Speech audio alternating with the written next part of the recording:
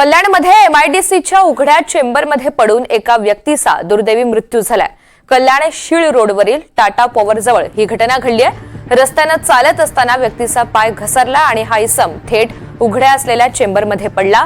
चेंबरमध्ये पडल्यामुळे त्याच्या डोक्याला गंभीर जखम झाली आणि त्याचा उपचारादरम्यान मृत्यू झालाय। बाबू धर्मा चव्हाण असं या मयत व्यक्तीचं नाव आहे। चेंबरबाबत नागरिकांनी तक्रारी केलेल्या होत्या, मात्र एमआयडीसीनं दुर्लक्ष केल्याचा आरोप इथल्या स्थानिकांनी केलाय।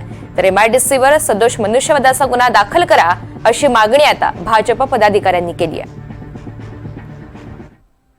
ज्या टायमाला आम्ही हॉस्पिटलला आणलो, मला माहिती पडलं, माझ्या मित्रांनी कॉल केला, तुझा पप्पा खड्ड्यामध्ये पडलाय। म्हणलं कुठल्या खड्ड्यामध्ये? तो वाल चालू करायचा केडीएमसीचा। तर मी त्यांना उठून हॉस्पिटलमध्ये आणलो, तर त्यांना साथ बी सगळं चालू होते। तर इथं आणल्यानंतर हे लोकांनी डायरेक्ट ते व्हेंटिलेटरवर टाकले। हे लोक बोलले 99% नाही, बोलते 1% आहे, एवढंच बोलत संध्याकाळीपर्यंत रात्रभर पूर्ण काढले।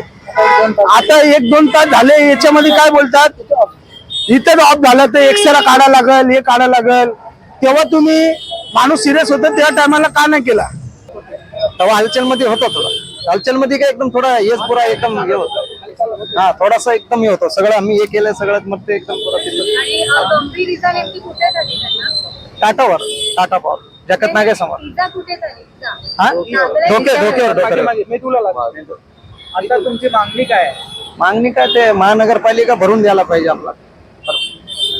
दुसऱ्याला असं घटना व्हायला नाही पाहिजे। आज आमच्या वडीलला झालेला आहे, दुसऱ्याला व्हायला नाही पाहिजे।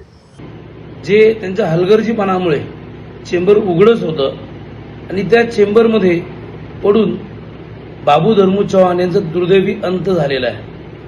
बाबू धर्मू चव्हाण हे त्या कुटुंबाचे आधारस्तंभ होते। ते वेठबिगारी स्वरूपात काम करायचे आणि त्यांच्या कुटुंबाचा ते उदरनिर्वाह करत होते।